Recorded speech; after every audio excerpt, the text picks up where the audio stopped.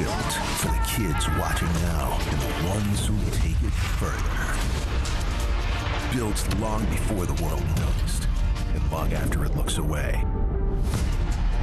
This isn't just Canadian soccer. This is the Canadian Premier League. Canada's league. Canada's game.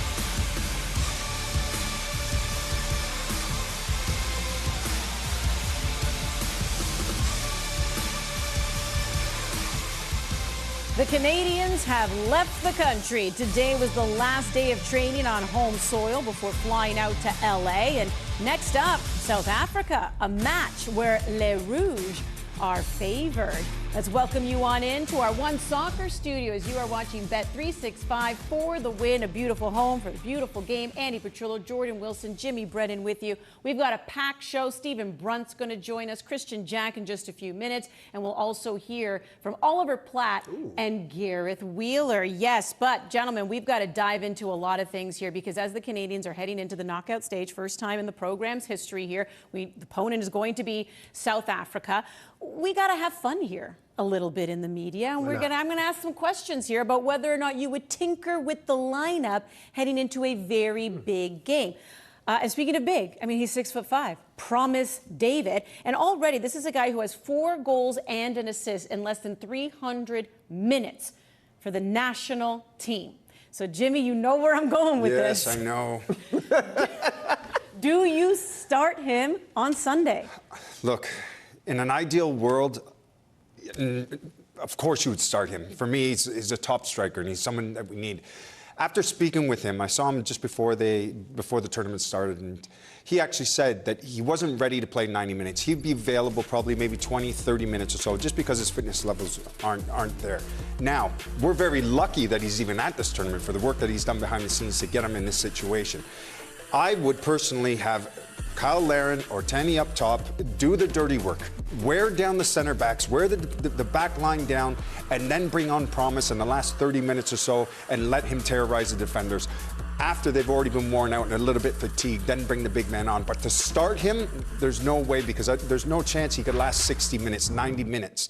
He's limited what he can do, and I think bring him on. You can't start him.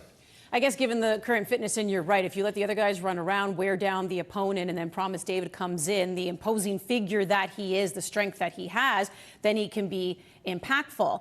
But that doesn't mean I'm not going to now pose the question to you, and if you think Promise David should get the start. No, Jimmy's right. I think obviously with the hip injury that he has, it's tough to just go and start him and put him in, because then you know as well he's not going to get that much time to get acclimated in a match. I love when he comes on into a match and he's able to be a little bit more free like he was. We just got to put up some numbers as well. He came on in the 75th minute against Switzerland, which I thought was late, Jimmy. I thought that was a situation you could have put him on in the 55th, specifically seeing how the match went and that Switzerland were pressing and scoring goals. You knew that you needed a goal or goals to stay in the match. Get someone like him on. But 73 seconds after he was subbed on, his first touch, the ball was in the back of the net. You mentioned it, Trills. No one has a better goal-to-minute ratio for Canada ever than Promise David. So I think he deserves more respect. It's very clear that with Jesse Marsch, he said he had a lot to learn, Promise David, in terms of how to press.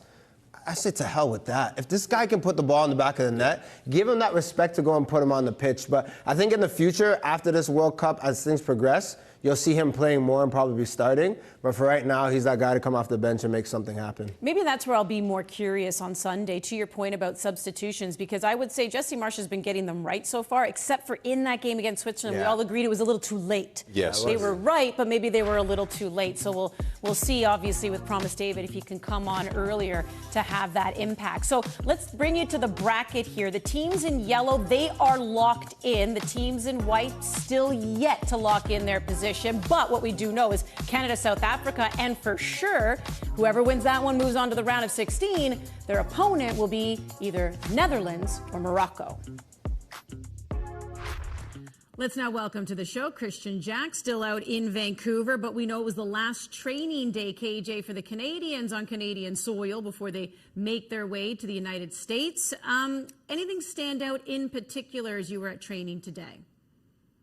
Well, it was a wet one for the first time in 14 days out in Vancouver. Some of the journalists were joking that Vancouver was crying as Canada departed the West Coast. The one thing I went to really notice on training, Andy, is Alphonso Davies.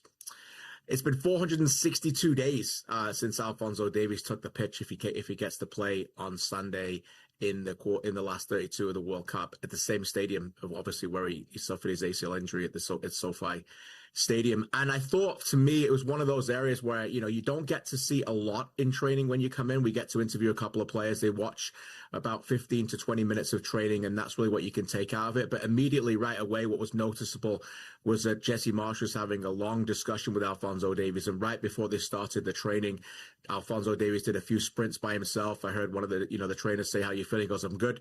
And then we saw him in the rondos with the ball. And I don't, there's a lot of discussion going on about this. Is it real? Is it not real? Is it decoys?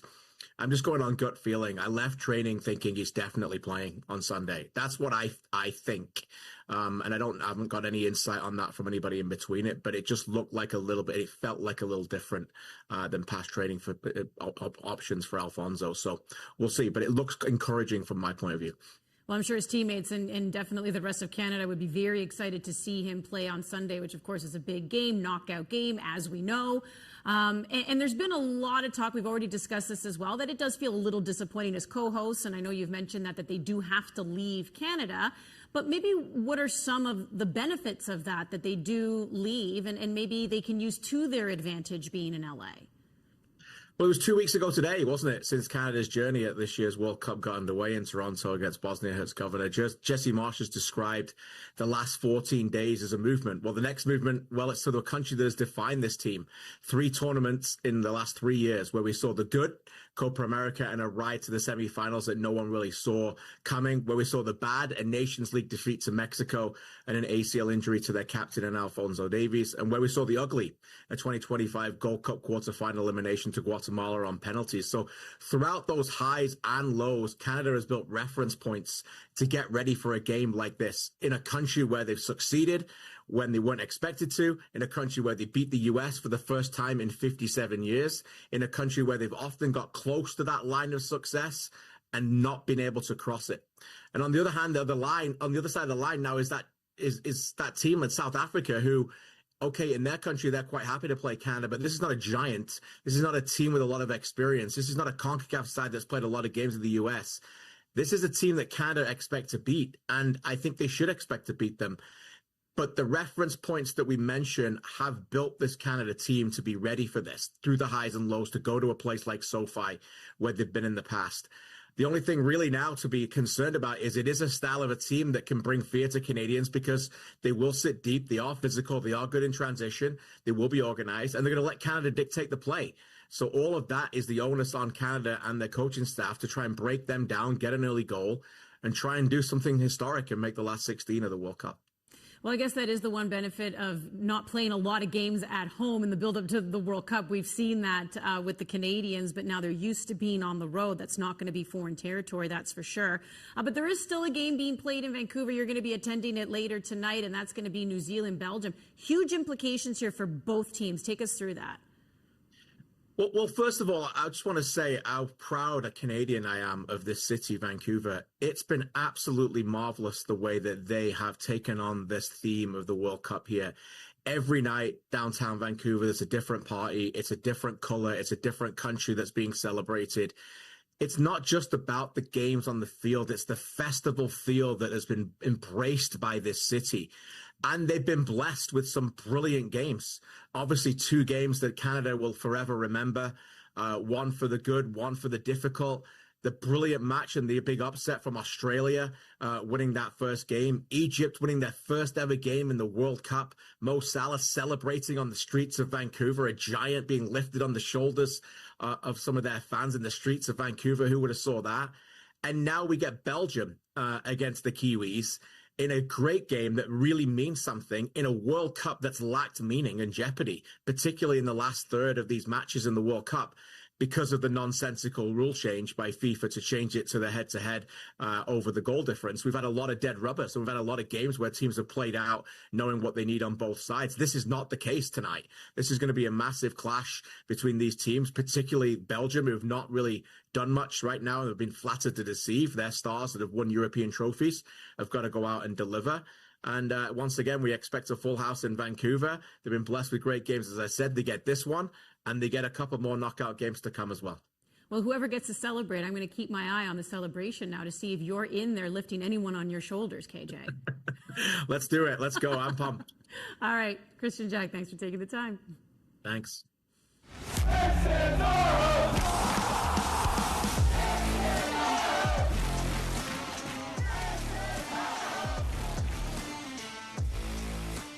This is Our House presented by Samsung. Let's talk a little Moise Bombito here because he's been sprinting. He's been looking good in training, but we didn't see him against Switzerland. And maybe some people are just a little hesitant when it comes to Moise Bombito, Jordan, just simply because he said he was 100%. Then we know in the friendlies leading up, comes out about 30-minute mark, Uzbekistan didn't end up playing against Ireland. And even though he has seen some time. Yeah. Do you think he was in fact just being rested against Switzerland and he will start over Luc de Fougerolles? I think he was rested. I think at that time as well, when you need a goal, I think it was a smart decision to go and keep him on the bench and to trust Luc de Fougerolles, who I thought has been excellent this tournament. Like the minutes that he's played, the way that he stepped up, it wasn't an easy match against the Swiss to go and to contribute as a 20-year-old. But I think if Moise Bombito is ready, meaning 75, 80%, you have to start him. And the reason why I'm gonna say that is Luc, you gotta rest a player like that, that's 20, to play them all the time, the mental fatigue, there might be some mistakes. But now, you mentioned it the other day as well, Gaff. You're getting to round of 32, your best players got to play. They have to take you over the line. You don't want to think about if something happens in this match, oh, this player wasn't fit, oh, this player wasn't ready. If we had them, what we could have done. You got to play a player like Moise with his presence, the way that he can lead that back line. If he's 80%, he should play. I also think, too, you have to take in consideration this game, which it could easily be a 1-1, 0-0, going to extra time. Maybe you have to go and use a body, but if you bring on Moise Bombito later and something happens and you have to take him off again, it's like you're wasting 2 subs. Start him, let him get that warm-up too, because that's another thing that people don't really talk about is when you're injured but you get that warm-up before the match to get yourself prepared and then you go on and start and then play, that serves a player better. Sometimes coming off the bench, I don't care what anyone says, when you're warming up on the sideline, it's not the same as warming up before a match. So Moise Bombito, if he's ready, I expect to see him on Sunday. Yeah, you've said everything. Next question. No, do you know what? To be honest with you, though, right? That was well said. You did a good job there. With Moise as well, what he brings is he's got that presence in the back line, but it's his pace. Yeah. And as you start going deeper into the tournament, you're going to start playing against a lot faster players that are calculated, have good football IQ. And with Moise, what he does allow you, he allows the players in front to go and press, to go pin teams in, because you're going to get left 1v1 in the back. Moise Bombito, for me, is a defender that doesn't care if he's 1v1. He's happy to defend. So he'll push everybody forward and say, not a problem, this ball goes over my head, I'm getting there first because I'm the fastest one on this pitch. And you need a center back like that can get you out of danger, that can sense danger, but also can push the players in front of him to go. A lot of the times, too, with slower center backs, when you're playing against faster teams, what they do is they start pulling in fullbacks. They start pulling players in front of them. And it makes it difficult for players to engage, and you become a little bit late in the press. With Moise in the back there, and his confidence and his ability, he'll allow everybody to go and press and not be worried being isolated in the back. So for me, he has to start this game. Well, I'm glad you said something because I was going to remind you that we get paid by the word. So there was a lot there. There was a lot there. So you're going to get a good check in the mail. What am I getting? Yeah, good check in the mail. Let's talk a little Max Crepeau here because that second goal that he let in against Switzerland, it had a lot of people talking about it. And the only reason why I bring this up is only because Jesse Marsch didn't name his starter until just before the World Cup. It was that Ireland game. It was the final friendly heading into the World Cup. It had been between him and Dane St. Clair. So the only reason why I asked this is because Jesse Marsch himself has set this precedent of going back and forth between his goalkeepers. So do you think there's any concern here with Max Crepeau heading into Sunday? None whatsoever. None whatsoever. He's your number one going into this tournament. He's made some great saves in that game, the last match as well. Came out big. You see his presence, how he controls the box, how he demands his back line to work. And for me, going forward, to even think of maybe swapping the goalkeepers, no, you can't do that right now. You have to trust Max. Yes, okay, maybe it was a little bit soft. Maybe he could have got it. But at the end of the day, you have to trust your goalkeeper, give him confidence, and say you're starting in the 32. Listen, it's no secret to anybody that I'm married to a former goalkeeper and goalkeeper coach. And he used to say whenever people would say, why didn't you make that save? He would turn around and say, well, why didn't you score that goal? When you had that open net, how about that, right? It could go both ways, that's for sure. Yeah, so there you go. All right, we'll continue our chat here on Bet365 for the win on One Soccer coming up. Stephen Brunt's going to join us and talk about the greater implications of what this Canadian men's national team is doing for the country and the sport.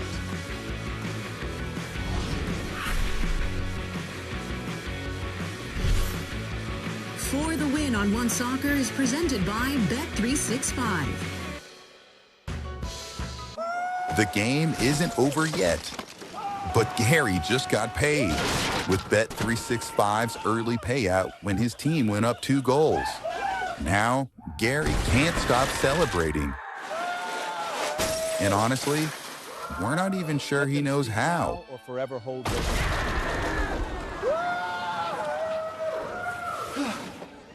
Download the Bet365 app and get paid out early when your team goes up 2 goals.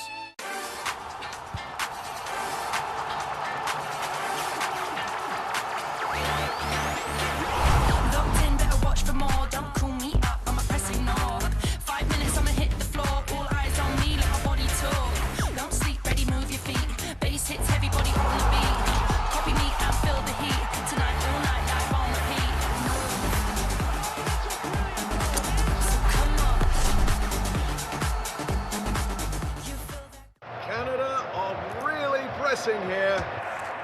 Oh, what a move. That is a quality ball. Now the run into the box.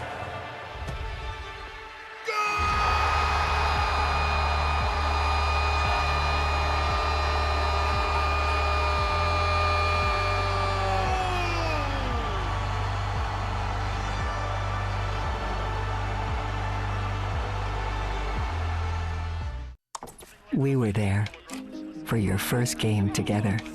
The day you taught him the rules and the answer for every question. We've been there for the good times and a few moments we don't talk about. And now, Who won the most Canadian Classics? it's a passion you can share. And we're just happy we could be there. 20 years, and we're still growing. Together. For the Win on One Soccer is brought to you by Samsung. We're heading to the beautiful province of Newfoundland and Labrador. Canadians across the country have been celebrating and cheering on the men's national team. And in Newfoundland, where he likes to summer, is where we will find longtime sports journalist Stephen Brunt, who's once again joining us here on Bet365. Great to have you back on the show, Stephen. And you know, when we're looking at what's happening right now with the men's team here at the World Cup and making history, you've covered so many big events, from Olympics and NBA finals and MLB finals and everything that you can think of as well that this country has celebrated. Where does this game versus South Africa fall into a lot of these momentous moments in Canadian sports history? Well, you know, this tournament, Andy, has been really, like, this is a special moment, the larger World Cup in Canada and a Canadian team being competitive in a World Cup. I've covered a lot of World Cups, too, going back to 94, USA 94. And, you know, to be covering a World Cup on home soil. I was at the Canada-Bosnia game in Toronto, which was remarkable. Yeah, this is right up there. I hate to say it's up there with hockey moments, but like a lot of the moments we talk about are hockey moments, or the Blue Jays in the World Series, or the Raptors winning the NBA championship. I think overall that's where we are. But it's funny with this game, this South Africa match coming up, because I think all of us going into this World Cup as talking about the Canadian men's national team thought, well, what are the goals here? Well, win a game at the World Cup. Canada's never won at the World Cup. Get out of the group, get into the knockout phase. and they've ticked all those boxes already. But because, just because of the way it's broken in some ways, and the fact that that Canada is now a favorite going into the round of 32 into a knockout game, like I think we all I think the assumption was Canada would be up against it, and this would be the moment when they would run into one of the great powers in the sport, and we would have kind of the defining moment. But I think expectations have shifted because of that, and I think people kind of expect them to win now, right? Like it's kind of like you get what you want, and expectations are fulfilled, but what about the round of 16? So yeah, it doesn't, this doesn't kind of feel like the thing, maybe, and again, maybe that's still to come. I think that's a mistake, by the way, because I think, look, you still got to win. And South Africa got that result against South Korea, full credit to them. But I think people are almost kind of looking beyond this match to the next one right now. And I don't think Jesse Marsh and the players are, and I hope they aren't. You're so right. You can't take anything for granted, any opponent for granted. I mean, this is why you play till the final whistle, buzzer, whatever it is. And this is why we watch sports. It's the one ending you can't predict. But you're also so right when it comes to sports fans and just our insatiable appetite for more. But that's what happens in any kind of tournament, and in tournament football. To your point, a lot of people thought that Canada would be facing South Korea. And yes, expectations might have been a little bit different based on that opponent. Now that it's South Africa, the Canadians are the favorites here. They're the ones favored to move on. So it's like, oh, well, they've got to go to the, round of 16. So when you think of that, I mean, what's on the line here for Canada taking on South Africa? Well, I think how we feel about this tournament is on the line, to be honest. And again, I'm not saying it's fair, but if Canada loses to South Africa in the round of, in a knockout game in the round of 32, I think it's going to be disappointing. I think people are going to be disappointed by that result. And again, if you step back, half a step and think about where we were, before Qatar, even before the last World Cup, and when just qualifying for a World Cup seemed like an impossibility. There's been a tremendous progress here, but I think that's really kind of what the stakes are here. If they win against South Africa right now, it's not necessarily fair, but it's expected. And if they lose, I think, yeah, there will be a sense of disappointment that they didn't achieve to the level that people expected them to. You mentioned 2022. I want to go back to that just a moment, because during the qualifiers right here on One Soccer, and we were on location for a lot of them, there was a lot of support from Canadians, but a lot of people jumped on the bandwagon. We love bandwagoners, don't get me wrong here. But because of that, a lot of them didn't even have Canada Soccer kits. They were wearing Hockey Canada jerseys. So it's almost like back then you would see a lot of hockey jerseys in the stands. Now you're seeing proper Canada Soccer kits. Like, where have you also seen that growth? If we were looking at this bigger picture, the sport in this country, even from 2022 to now. Oh, it's massive, and again, you don't have to have a long memory to remember, Honduras 8, Canada 1, right? Like, if you've been around, if you've followed the men's national team for a long time, there's been a lot of heartbreak and a lot of disappointment. Even going back, just before Jesse Marsh took over the team, after John Herdman, when they played, I was at a match in Dallas when they were playing Trinidad. They beat Trinidad to get into the CONCACAF playdowns. And it was a dreadful match. It was they were life and death against a really weak Trinidad team, but that was before the Copa, and that was before those friendlies they played against really good European opposition, and this phase. But in general, look, I think soccer is that we are in a soccer literate, soccer passionate nation. There's been a tremendous evolution in terms of how people follow the sport and understand the sport. And it was just, I think people have been waiting for something to get behind. And we had it with the women's national team. We've had it. We've been very lucky with having a great women's national team. And you saw how people fell in behind them. But, this is a sea change. Qatar was a happy surprise. I don't think anybody, right after the pandemic, thought they were going to qualify for Qatar. And then, that wonderful qualifying campaign where they beat the United States and they beat Mexico. And, it was glorious. And I think, there is, we are riding a wave right now. But with a wave comes expectations, right? It's not the first time anymore. It's the second time, and we're at home, or we were at home. And, I think a lot of people are tuning in right now and saying, hang on, I thought these guys were, and I still think they will. and I still think they will. We will get a result that we'll be very, very proud of out of this World Cup. But there's a lot of people just tuning in now. Well, in the past 4 years as well, I think a lot of these players have become household names because of 2022. They go on play for European teams. You know them. And the biggest name, obviously, would be the captain. And because he has just achieved so much, number 19, you see those kits for sure in the stands, Alphonso Davies. But we have yet to see him. And as a journalist who has, again, covered many teams, and I'm sure you've also covered teams when there's been, you know, some controversies around, or maybe there's just some sticky subjects that you have to approach. What are you making right now of how things are being handled with Alphonso Davies?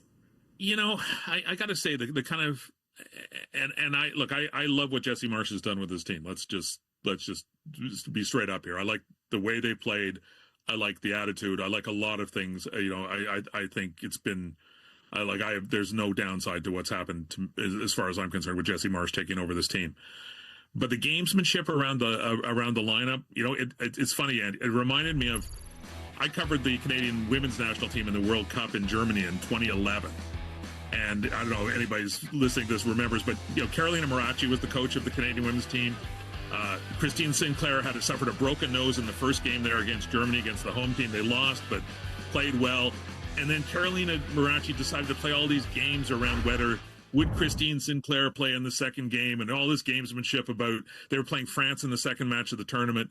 And, you know, would she or wouldn't she? And it was all, you know, and I remember kind of thinking, you know, and she played, and Canada got played off the pitch, and then they had a disastrous third game, and it was a terrible tournament, and all of that stuff. Like, I don't think the French team in that case were losing sleep about whether or not she would play. I think they assumed she would play.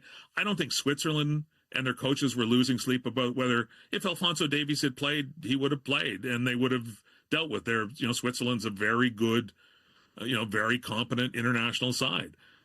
And I just, you know, like that and the Stefan Eustachio decision, which I still am a little baffled by, about who decided he wasn't starting that last match, because they were certainly better when he came in, and he certainly looked fine when he came in. You know, again, we're at a level here now where that stuff feels a little, you know, I don't know what's the phrase, a little bush league to me. Like, you know, look, you're not fooling anybody here, right? They're prepared. You're playing teams that are prepared. You're in the World Cup. I don't think it's worth the, you know, it's worth the effort to try and fool people. All right. Well said. Thank you so much, Stephen. Always great catching up. Thanks, Andy. Let's continue chatting. Alphonso Davies, Ben Steiner putting this out that Davies asked Jesse Marsh to play yesterday morning, meaning against Switzerland, but Marsh decided he wouldn't. He hasn't hit the benchmarks needed yet, and when he does play, it won't be 90 minutes. We know there's obviously a little bit of history here as well with Nations League and Alphonso Davies getting injured under Jesse Marsh, and then the fallout of that between Bayern Munich and his agency. I almost wonder if Jesse Marsh is just being a little cautious here because of that type of history, Jimmy. Or, I mean, if you ever went up to a coach and said, I'm ready to go, does he listen? Does he put you in, or are there other factors there? No, he doesn't listen to me. Because you know why? A lot of the times too, with players, even if they're injured and it's a bad injury, they're coming back, they feel okay, but they really deep down they can still feel it. They don't want to tell you the truth half the time because they want to play. They want to be in those big game moments. So what ends up happening is the coaches, they talk to the sports science, they talk to the physios, the coaching staff get together, and they have a plan in place. And as training's going, as they're working on this individual, if he's hitting targets, then you say, okay, maybe he's almost ready. Maybe another few days and we're going to get him to 80%. Another 7 days, he's going to be at 90% for us. You can't rush the player in. And as many times, look, I've done it myself where I said to the manager, I feel great, put me in. He'd be like, no, you're not ready. You can't. So behind the scenes, they're working closely with him. They're monitoring him. And I'd imagine that in this one now, the round of 32, you're going to see Alphonso Davies. And you have to, because if he doesn't play in this, what was the point of bringing Alphonso Davies into this squad? There's got to be a point where he has to play. And I think by now he must be ready, or very close, to at least get on and play 30 minutes, 40 minutes, hopefully, in this next game against South Africa. We've got to keep in mind, too, guys, that this wasn't an isolated incident. Like, if it was a situation where this is the first time he pulled his hamstring, then you're like, okay, maybe you could speed him back and make sure that you put him in a situation. He's had 3 since March, right? So this is a situation when you looked at it, people were saying, okay, give him 5 weeks. It's been nearly 8 right now. That means you're cautious. To your point, to Ben Steiner's point, he hasn't reached those benchmarks, right? So I think with Jesse Marsh, again, there's people at home that says this was gamesmanship or that it was used as a decoy. I think this is very silly. I would just love for you to be like, look, he's not going to be ready for this game, and we play the next one. I don't think Switzerland or anyone else was like looking at Alphonso Davies like this in the tracksuit, not warming up, being like, they have one more sub. Oh, they didn't care. They were just focusing on what they had to do to get the job done. But with everything that I've heard, with everything that I truly believe as well, he wasn't ready for the last match, but he'll be ready for Sunday. That doesn't mean start, but that means contribute. And I think, obviously, with players like Bombito and Davies, what they bring, specifically Davies, if he's good enough to give you a shift in some capacity, that could be 30 minutes, that could be 15, that could be coming on in extra time.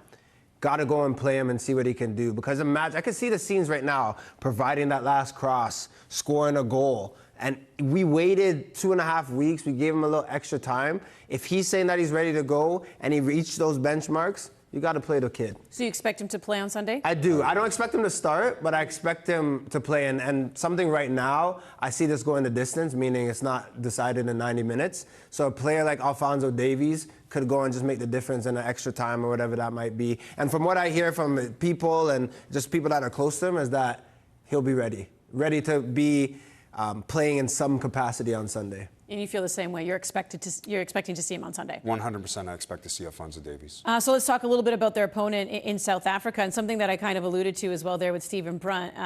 Within tournaments, your expectations, the goalposts always move. Yeah. Right? Yeah. We know this, and I feel like the goalposts, correct me if I'm wrong, but the goalposts have moved now that we know it's South Africa and not South Korea. So when you look at South Africa, one of the lowest ranked nations to make it out of the group stage as well here, Jimmy, would it be considered, and I'm going to be hyperbolic here, would it be considered a disaster if Canada doesn't beat them and move on? Look, I think it would be. I really do. I think this is a matchup that we would, if someone told us at the beginning you get to round of 32 and play against South Africa, we would bit their hand off. Yeah. And we've got something that's fallen in our lap right now. And no disrespect to South Africa, because they're a decent side. Hugo Bruce has done very well with this team. They're disciplined. What he does is that he changes his lineup to match the opposition. This isn't going to be a really easy game, but it's going to be a match that we can win. But we have to be ready. This is a team that plays with plenty of energy. They've got a lot of pace on that counterattack going forward. They defend very well. Majority of these guys all play in South Africa as well, so they all know each other. They're a decent side, but this is a team that we have to beat. And we have no excuses. We're playing South Africa that's ranked, what are they, ranked 60, 61 or something like that? They're in the 60s. They're in the 60s. Canada's moved up now to about 31, but still they're good. This is a matchup that we have to win. This is a carrot that's just dangling in front of these players. And I know this Canadian team, they'll be ready. They're going to be up for it. The energy that they're going to play with, they're going to want to get to the 16. We got South Africa in the way, but we have to win this match. We've been friends for some time, all of us. If I'm wrong about this in years to come and the World Cup in 4 years, both of you can give me a little slap in the face. There will never be an easier or a better opportunity for Canada to make it to the round of 16 than this one right here. Like, call me Captain Obvious. The group that Canada was in wasn't difficult, right? And I'm grateful that they showed up and played in big moments. But you're looking at Netherlands playing Morocco. We were just talking about this. Brazil and Japan for round of 32. Like, you're looking at Portugal, Ghana. Like, all these nations, you're thinking, okay, they have enough depth to go on to round of 16 or maybe even further in the tournament. And we have South Africa. No disrespect to South Africa, but you could have maybe got a bigger team, a bigger nation than that. This has to be a team that you deal with and you go into the round of 16. And you mentioned it earlier when we were talking. Imagine this Canadian team going to the quarterfinal or round of 16 feeling good about everything. It's like you've cemented your name in Canadian history, right? And you didn't really have to do it the real difficult, hard way. Like Bosnia-Herzegovina, Qatar, Switzerland, and then you go play South Africa. This has to be an opportunity that they snatch. Yeah. With two hands, you have to. Yeah, and the key also, as you guys would know too, the player mentality, don't look too far ahead. You still got to play the match within the 90 minutes. And then after that, hopefully you're thinking about the round of 16. So we'll find out Sunday, 3 p.m. Eastern, 12 Pacific. It will be Canada versus South Africa. And then you can tune in right here to Bet365 for the win, 7 p.m. p.m. ET. We come up live on One Soccer, and you can watch for free on our One Soccer YouTube channel. Oliver Platt, Gareth Wheeler, they were in attendance at the second last game inside Toronto Stadium. That was Senegal, Iraq, and then who knows what else Gareth Wheeler's going to talk about. He always goes off the rails.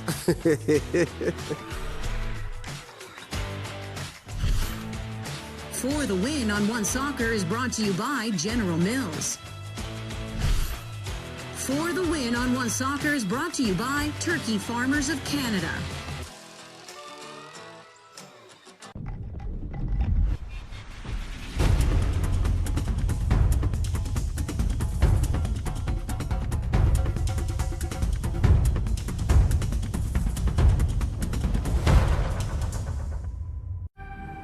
In Canada, our future stars don't simply show up on the world stage. They are built from the ground up, right here in the heart of our communities. Come on. Oh, lovely through ball there, Isaiah Johnson! Goal for Halifax! From a childhood dream to the national team. Jacob Schaffelberg! Yes! He's done it! Canada on top of the footballing world! We are Canada, driven by Volkswagen. And for Canada, BMO. After 20 years of supporting the game, we're actually going to play in one. Let's go! So what do you need? Precision striker, rock solid left back? We need a coin. For the coin toss? Oh, yeah, sure. I mean, I get. Can I at least flip it? Heads or tails? I'll do that. We're on TV right now. Yeah. Hey neighbor, meet Walmart Plus, the new membership that does delivery differently. I'm talking unlimited free same-day delivery, free shipping, and no order minimum. And it comes with a Crave subscription too. Yeah, it's like a 2-for-1. Try it free for 30 days. Walmart Plus.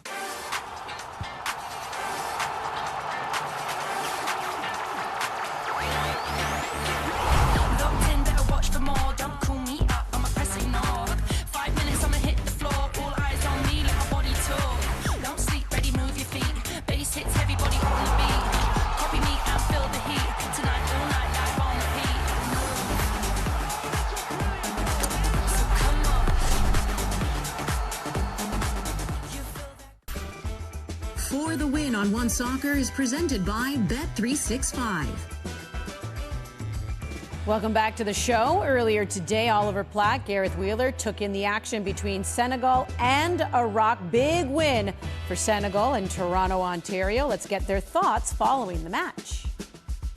Senegal 5, Iraq 0 here in the final group stage match played at Toronto Stadium. It took Senegal a while to get going, but 3 goals from the substitutes, Pape Gueye and Iliman Ndiaye, and they were about as well struck as you'll see at this World Cup. Adds to the scoreline for Senegal, and that's important because they need goals. They needed an improved goal difference to have a chance of advancing as one of the 8 third place teams. They're 5th in that ranking right now with 5 groups still to go. You'll know the outcome of another group by the time you watch this, but they need 2 sets of results to still go their way to make it to the next round. So Senegal kind of hanging by a thread. What did you make of them today? A team with big expectations coming into this tournament. It was a tale of 2 halves, really. The early setting off for Iraq really played into Senegal's favor. They had a very comfortable lead, but it felt like they were comfortable, maybe a little bit lackadaisical. The attention for the details of the match simply weren't there. It took halftime and a triple change to bring them to life, and I really think for the first time in this tournament, we saw the real Senegal that most people thought. A very athletic team. They're strong. They're very well organized, really strong in attack as well. You mentioned it. Iliman Ndiaye came into the game, was a massive difference maker. Pape Gueye, who's Villarreal, Oluwaseyi and Buchanan's teammate, he could have had a hat trick in this game. It could have been more. Senegal fans go home happy, but they're kind of holding their collective breath right now. It took some big calls, by the way, for Senegal today. Koulibaly out of the team. Mendy was out through injury. So I still think that we didn't see maybe the best of Senegal in this competition.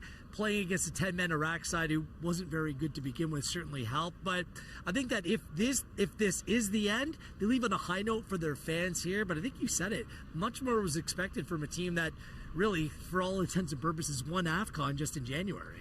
Lastly, on this game, before we move on to a couple of other topics, Iraq, excellent support here today. They go out of the tournament with 3 losses, but again, it shows there's a lot of talk about whether this country is a football country. I think you can say Toronto's a football city with all the different fan bases we've seen at this World Cup. I've been saying it for years. I mean, there's been a lot said about Vancouver being a host city, and they've done a wonderful job. It's scenic, it's beautiful. But the fandom that has come out, the support inside Toronto Stadium, has lived up to Toronto's name as being a very multicultural and fantastic city to come watch sporting events, particularly football.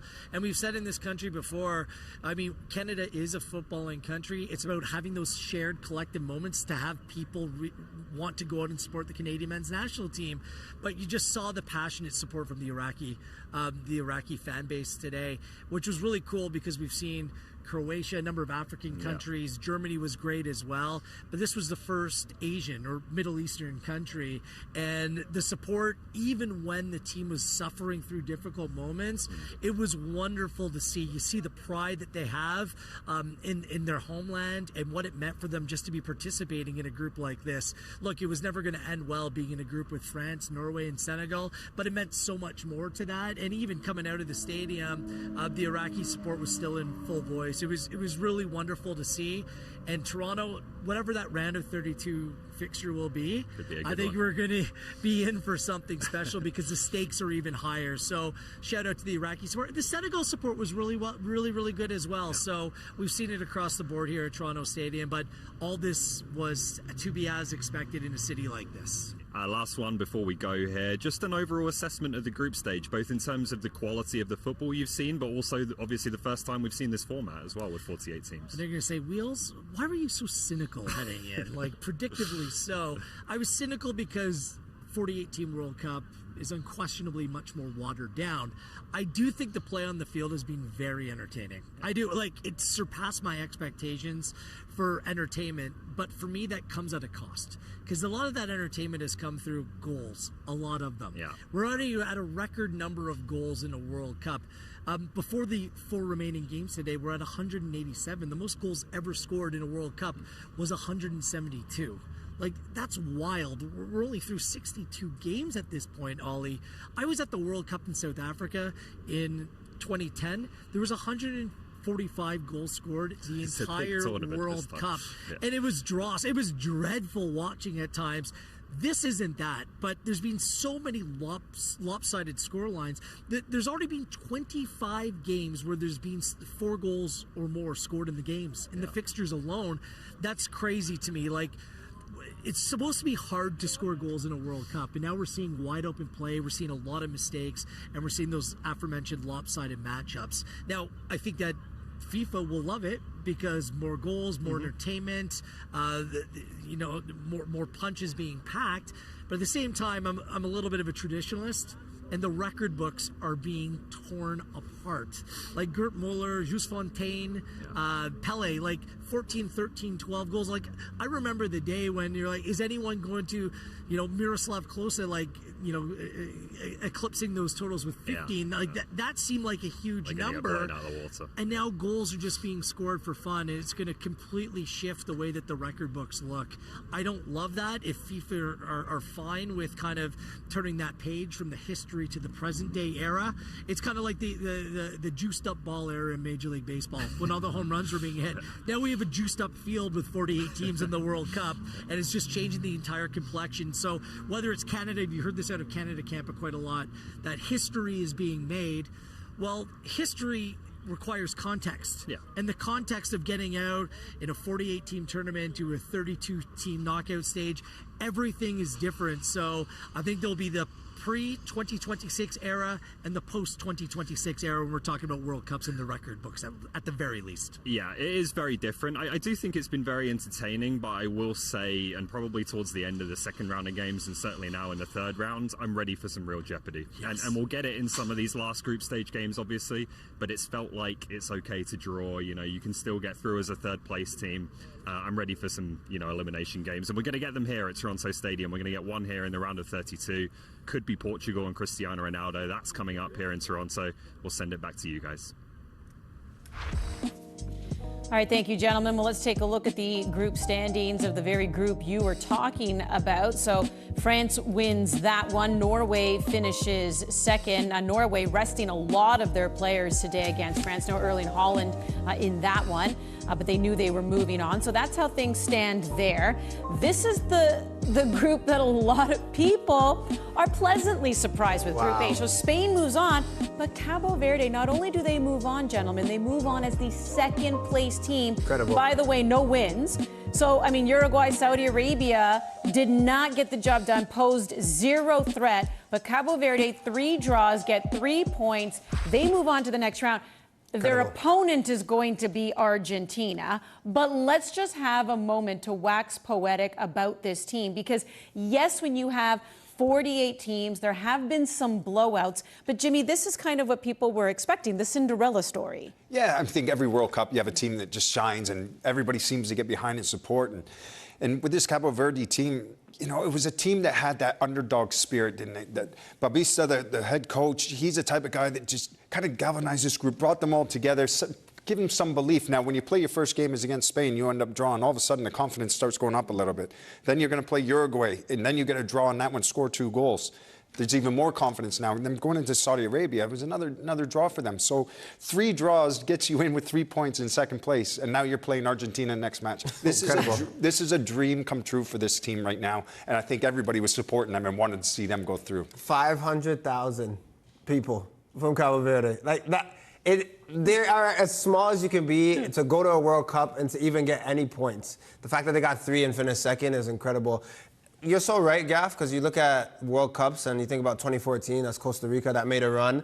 I think to some degree as well, 2022, Morocco going to the semis. Like no one saw that one coming. And I'm not saying right now that Cabo Verde is going to go on to quarterfinals. You're playing Argentina next. But the fact that they took that result against Spain and then willed themselves against Uruguay. Keep in mind, they had to score and come back into the match to get that point. It wasn't like they parked the bus and just chilled. They had to go on the counter. They had to push everything forward. So I truly commend them and their side for making history, because the way that they played, they just showed a lot of spirit, discipline.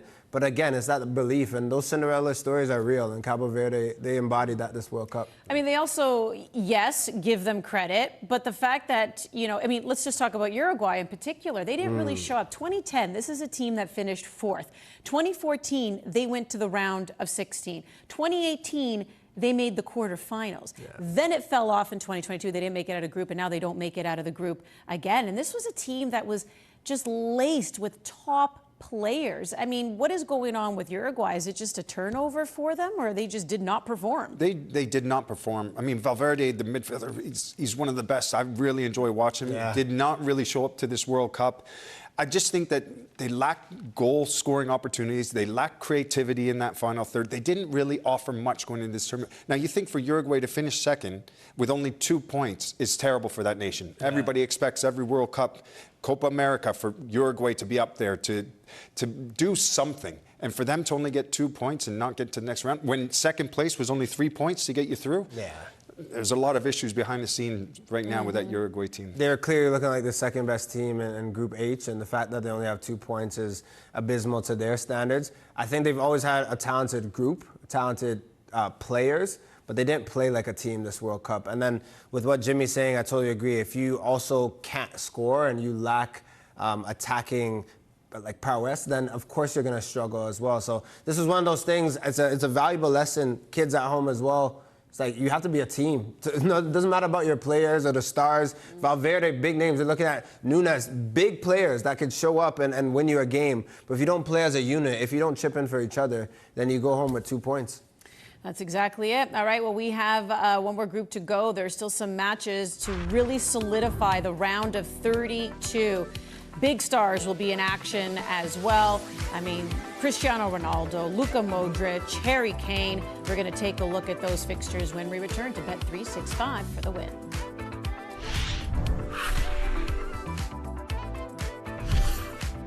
For the Win on One Soccer is brought to you by General Mills. For the Win on One Soccer is brought to you by Turkey Farmers of Canada. We were there for your first game together. The day you taught him the rules. and the answer for every question. We've been there for the good times and a few moments we don't talk about.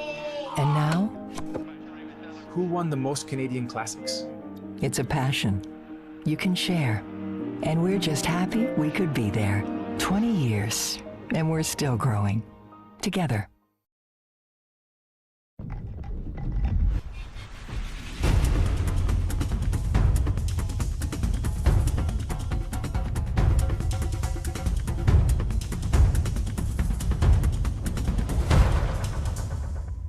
Hey neighbor, meet Walmart Plus, the new membership that does delivery differently. I'm talking unlimited free same-day delivery, free shipping, and no order minimum. And it comes with a Crave subscription too. Yeah, it's like a 2-for-1. Try it free for 30 days. Walmart Plus. Canada are really pressing here. Oh, what a move. That is a quality ball. Now the run into the box.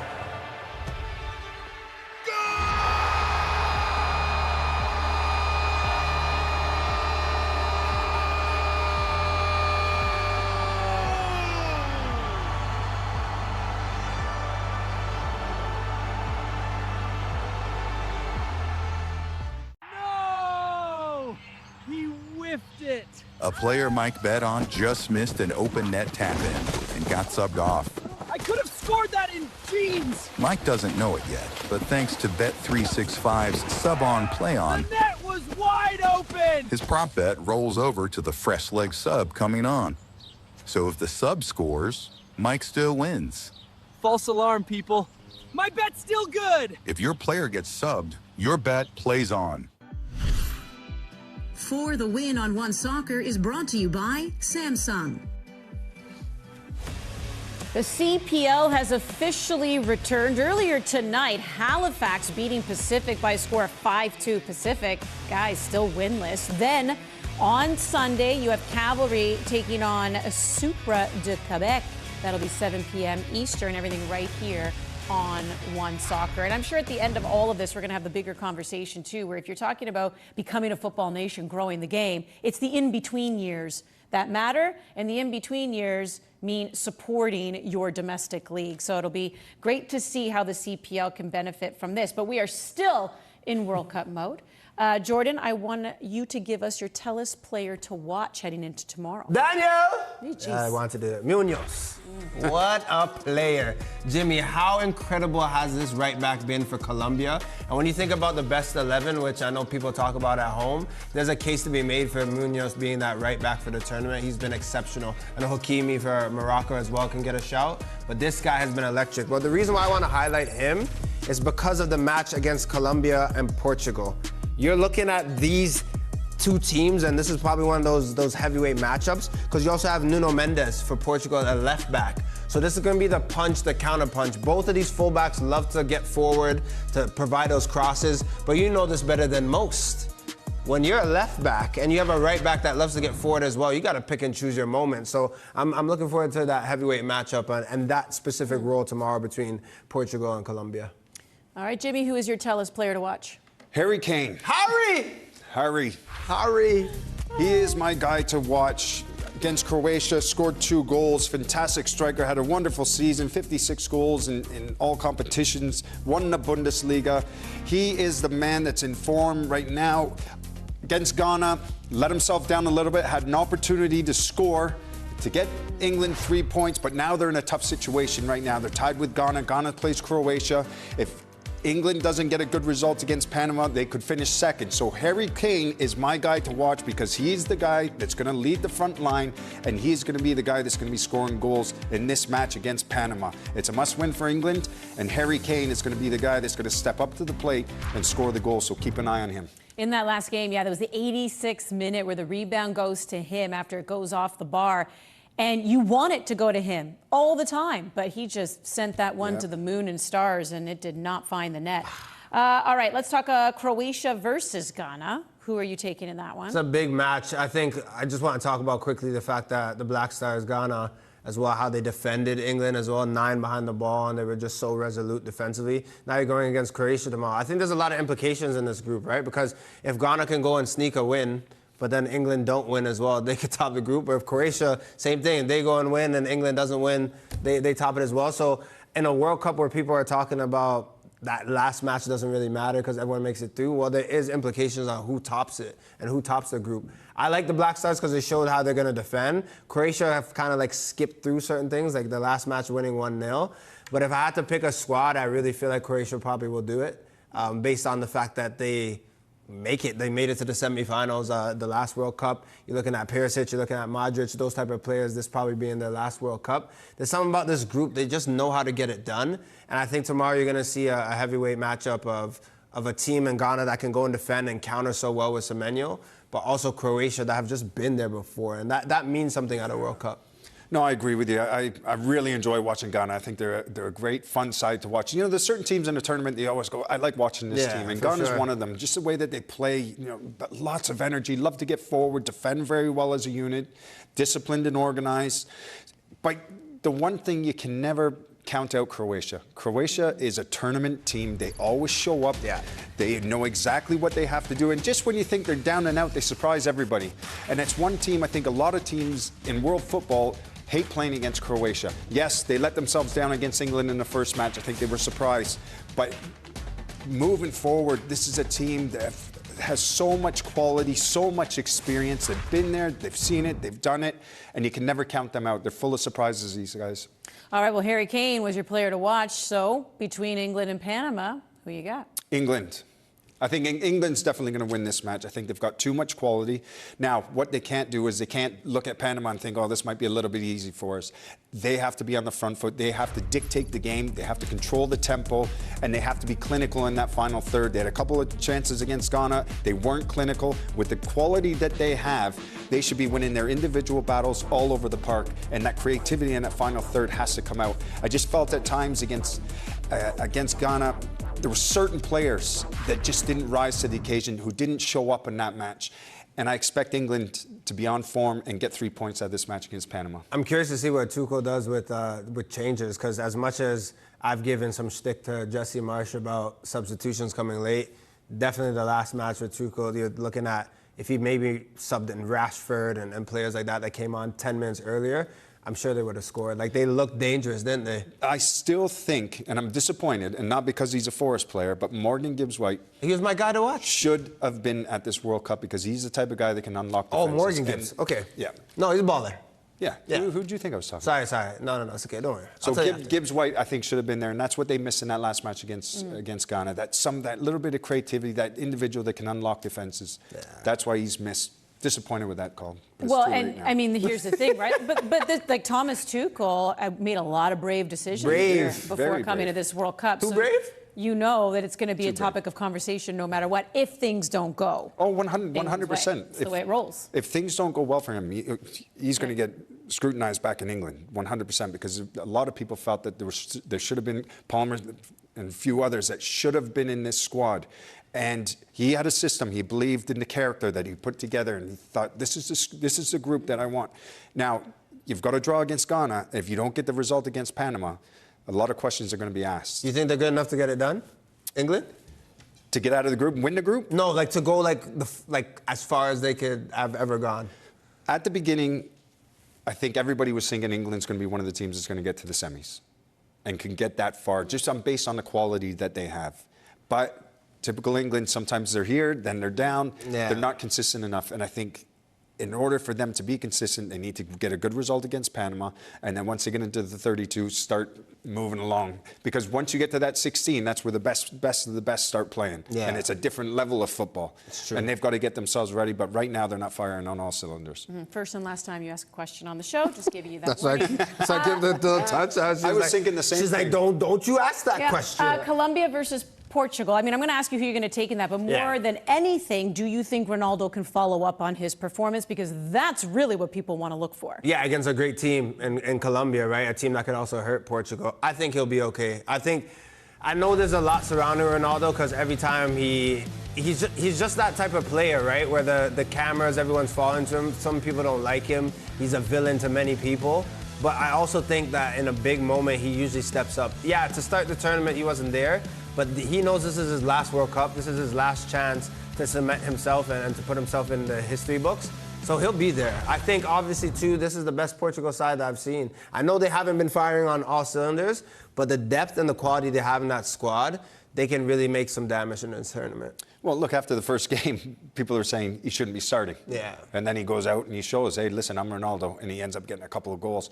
But you can't take anything away from this Colombia side because they're actually another team in this tournament that's a pleasure to watch. I think they've got some dynamic players, a lot of creativity in that final third. They can get into those areas, but what they do lack a little bit is that little bit of quality finishing.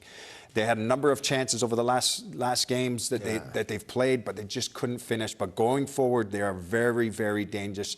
And if it all starts coming together and it starts clicking, you got to watch out for this Colombia side because they're good. You forgive me? A little bit. Finalizing the groups here at the World Cup to then finalize round of 32. But we know for a fact Canada is moving on Sunday. That is the big game for them against South Africa.